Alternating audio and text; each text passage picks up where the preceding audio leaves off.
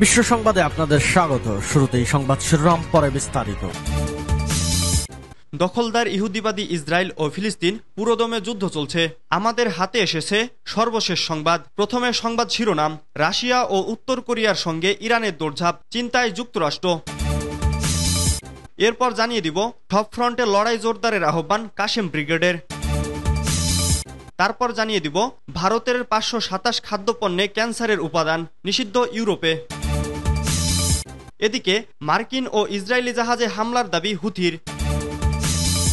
সর্বশেষ জানিয়ে দেব স্বাধীন ফিলিস্তিন রাষ্ট্র প্রতিষ্ঠিত হলে অস্ত্র ছেড়ে রাজনৈতিক দল হবে হামাস।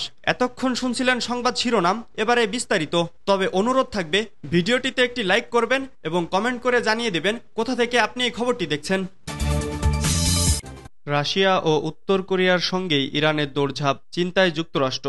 মধ্যপ্রাচ্য জুড়ে ভূরাজনৈতিক উত্তেজনার মধ্যেই একদিকে ইরান সফরে উত্তর কোরিয়ার প্রতিনিধি দল, অন্যদিকে রাশিয়ায় ইরানের প্রতিনিধি দল। পিয়ংইয়ং ও মস্কোর সঙ্গে সম্পর্ক সম্প্রসারণে তেহরানের এমন দৌড়ঝাঁপ মাথা ব্যথার কারণ হয়ে দাঁড়িয়েছে যুক্তরাষ্ট্রের। বুধবার উত্তর কোরিয়ার বৈদেশিক অর্থনৈতিক সম্পর্ক বিষয়ক মন্ত্রীর নেতৃত্বে একটি প্রতিনিধি দল তেহরান সফরে যান। পরে পিয়ংইয়ং তেহরানের মধ্যে সামরিক ও কূটনৈতিক সহযোগিতা জোরদারে চুক্তি স্বাক্ষর করেন, আর এতেই ব্যাপক আলোচনার জন্ম দিয়েছে ব্যতিক্রমী সফরটি।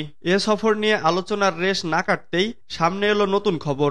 বুধবার সেন্ট পিটার্সবার্গে ইরান ও রাশিয়ার নিরাপত্তা প্রধানের বৈঠক অনুষ্ঠিত হয়েছে। পশ্চিমাদের একতরফা প্রভাব কামনার লক্ষ্যে দু দেশের উচ্চ পর্যায়ের প্রতিনিধিদের মধ্যে নিরাপত্তা বিষয়ক সমঝোতা স্মারক স্বাক্ষর হয়। উত্তর কোরিয়া ও রাশিয়ার সঙ্গে ইরানের প্রতিনিধিদের দৌড়ঝাঁপ কেন্দ্র করে উদ্বিগ্ন পাশ্চাত্যের পরাশক্তিগুলো। আন্তর্জাতিক অঙ্গন থেকে প্রায় বিচ্ছিন্ন তিনটি দেশই একে অপরের ঘনিষ্ঠ মিত্র।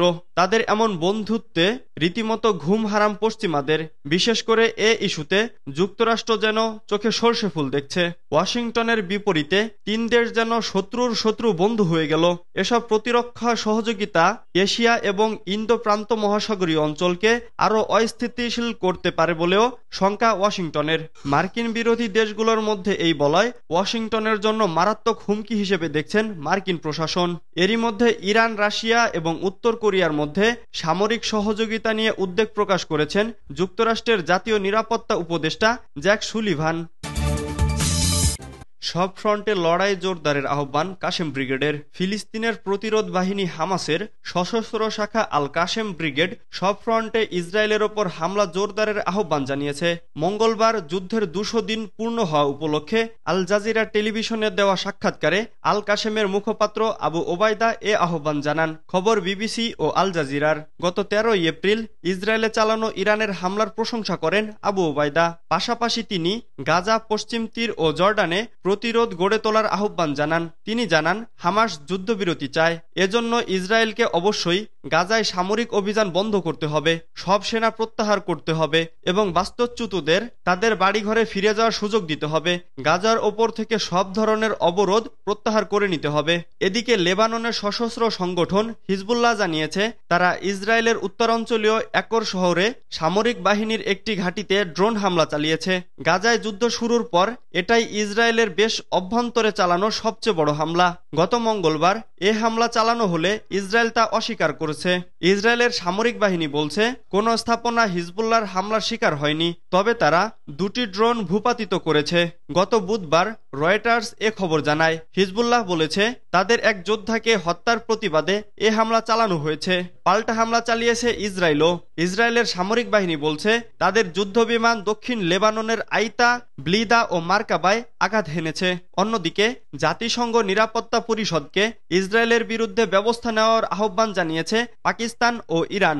বুধবার এক যৌথ বিবৃতিতে এ আহ্বান জানিয়েছে দেশ দুটি। ফিলিস্তিনি জনগণের বিরুদ্ধে ইসরায়েলি আগ্রাসনের নিন্দা জানিয়েছে দেশ দুটি। তারা বলেছে, গাজায় অমানবিক অপরাধের ফলে ব্যাপক মৃত্যু ও ধ্বংসের পাশাপাশি লাখ লাখ ফিলিস্তিনি বাস্তুচ্যুত হয়েছে।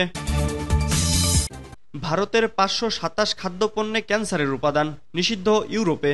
ভারত থেকে রফতানি হয় বা কোনো না কোনোভাবে উৎপাদনে দেশটির সংশ্লিষ্টতা রয়েছে এমন 527টি খাদ্যপণ্যে ক্যান্সার সৃষ্টিকারী রাসায়নিক উপাদান পাওয়া গেছে। 2020 সালের সেপ্টেম্বর থেকে 2024 সালের এপ্রিল পর্যন্ত এসব খাদ্যপণ্যে ক্যান্সারের উপাদান পেয়েছে ইউরোপীয় ইউনিয়নের খাদ্য নিরাপত্তা বিষয়ক কর্তৃপক্ষ। ভারতীয় সংবাদ মাধ্যম ডেকান হেরাল্ডের এক প্রতিবেদন মতে, যেসব খাদ্যপণ্যে ক্যান্সার সৃষ্টিকারী উপাদান পাওয়া গেছে সেগুলোর বেশিরভাগই তথা 313টি বাদাম ও তেলবীজ জাতীয় খাদ্যপণ্য, 60টি ভেষজ ও মশলা, 48টি ডায়াবেটিক খাবার এবং অন্যান্য খাদ্যপণ্য 34টি। এসব খাদ্যপণ্য এরই মধ্যে ইউরোপে নিষিদ্ধ করা হয়েছে, সরিয়ে নেওয়া হয়েছে বাজার থেকেও। ইউরোপীয় ইউনিয়নের দাবি, ইথিলিন অক্সাইড নামে এক বর্ণহীন গ্যাস কীটনাশক ও জীবাণুমুক্ত করার রাসায়নিক হিসেবে ব্যবহার করা হয়েছিল।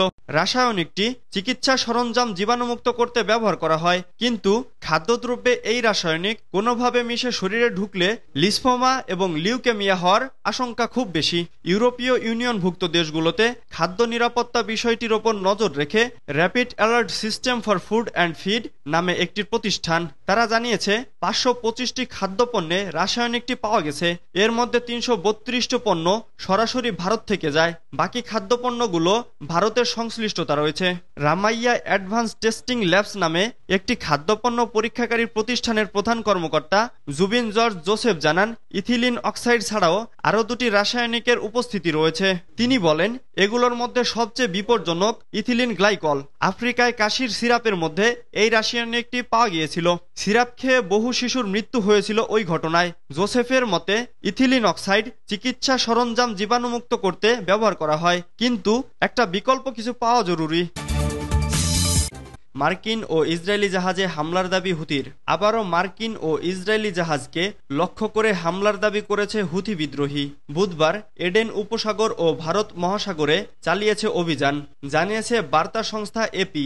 বুধবার এক বিবৃতিতে হুথি মুখপাত্র ইয়াহিয়া সারে জানান, এডেন উপসাগরে যুক্তরাষ্ট্রের জাহাজ মেয়ারস্কো ইয়র্কটাউন ও একটি মার্কিন রেস্টার লক্ষ্য করে ছোড়া হয়েছে মিসাইল। ভারত সাগরে টার্গেট করা হয়েছে ইসরায়েলি জাহাজ এমএসসি ভেরাক্রুজকে। সমুদ্র নিরাপত্তা বিষয়ক ব্রিটিশ প্রতিষ্ঠান আমব্রে জানিয়েছে, এডেন বন্দরের দক্ষিণ পশ্চিমে হামলা হয়েছে। মার্কিন সেন্ট্রাল কমান্ডের দাবি, যুক্তরাষ্ট্রের জাহাজ লক্ষ্য করে ছোড়া ড্রোন ভূপাতিত করেছে তারা। এ ঘটনায় কোনো আহত বা ক্ষয়ক্ষতির খবর পাওয়া যায়নি। গাজায় ইসরায়েলি আগ্রাসনের প্রতিবাদে গত নভেম্বর থেকে লোহিত সাগর ও আশেপাশের এলাকায় অর্ধশতাধিক জাহাজে হামলা চালিয়েছে হুতিরা। স্বাধীন ফিলিস্তিন প্রতিষ্ঠিত হলে অস্ত্র ছেড়ে রাজনৈতিক দল হবে হামাস। হামাসের জ্যেষ্ঠ এক রাজনৈতিক অ্যাসোসিয়েটেড প্রেসকে বলেছে, তারা ইসরায়েলের সঙ্গে 5 বছরের যুদ্ধবিরতি দিতে রাজি। 1967 সালের পূর্ব সীমান্ত অনুযায়ী স্বাধীন ফিলিস্তিনি রাষ্ট্র প্রতিষ্ঠিত হলে সশস্ত্র গোষ্ঠীটি নিরস্ত্রকরণ করবে এবং রাজনৈতিক দল হিসেবে রূপান্তরিত হবে। কয়েক মাস ধরে চলা যুদ্ধবিরতির আলোচনার মধ্যেই বুধবার এক সাক্ষাৎকারে খলিল আল হাইয়া এসব কথা বলেন। হামাসের নিয়ন্ত্রণ বড় ধরনের ছাড় বলেই মনে করা হচ্ছে। গোষ্ঠীটি ইসরায়েল ধ্বংসের জন্য প্রতিশ্রুতিবদ্ধ, তবে ইসরায়েল এমন চিত্র বিবেচনায় আনবে না বলেই মনে করা হচ্ছে। 7 অক্টোবর হামাসের হামলার পর ইসরায়েল গাজায় যুদ্ধ শুরু হয়। দেশটি হামাসকে শেষ করে দিতে শপথবদ্ধ, আর দেশটির বর্তমান নেতৃত্ব ফিলিস্তিনি প্রতিষ্ঠায় তীব্র বিরোধিতা করেন। জ্যেষ্ঠ কর্মকর্তা আল হাইয়া যুদ্ধবিরতি, বন্দি বিনিময় নিয়ে আলোচনায় হামাসের প্রতিনিধিত্ব করেন। তিনি কখনো বিদ্বেষপূর্ণ এবং কখনো কখনো সমঝোতার সুরে কথা বলেন। ইস্তানবুলে এমপির সঙ্গে সাক্ষাৎকারে আল হাইয়া বলেন, গাজা ও পশ্চিম তীরে ঐক্যবদ্ধ সরকার গঠনে প্রতিদ্বন্দ্বী ফাতাহ গ্রুপের নেতৃত্বাধীন ফিলিস্তিন লিবারেশন অর্গানাইজেশনের সঙ্গে যোগ দিতে চায় হামাস। তিনি বলেন, হামাস পশ্চিম তীর ও গাজা উপত্যকা মিলে একটি সম্পূর্ণ সার্বভৌম ফিলিস্তিন রাষ্ট্র এবং ইসরায়েলের 1967 সাল পূর্ব সীমান্ত অনুযায়ী আন্তর্জাতিক রেজুলেশনের মাধ্যমে ফিলিস্তিনি শরণার্থীদের প্রত্যাবর্তন করবে হামাস। আল হাইয়া বলেন, যদি তা হয় তবে তাদের সামরিক শাখা বিলুপ্ত হবে। তিনি বলেন, স্বাধীনতা, অধিকার ও রাষ্ট্র পেয়ে দখলদারদের বিরুদ্ধে লড়াই করা গোষ্ঠীটি রাজনৈতিক দলে রূপান্তরিত হবে। তাদের প্রতিরক্ষা বাহিনী জাতীয় সেনাবাহিনীতে রূপান্তরিত হবে।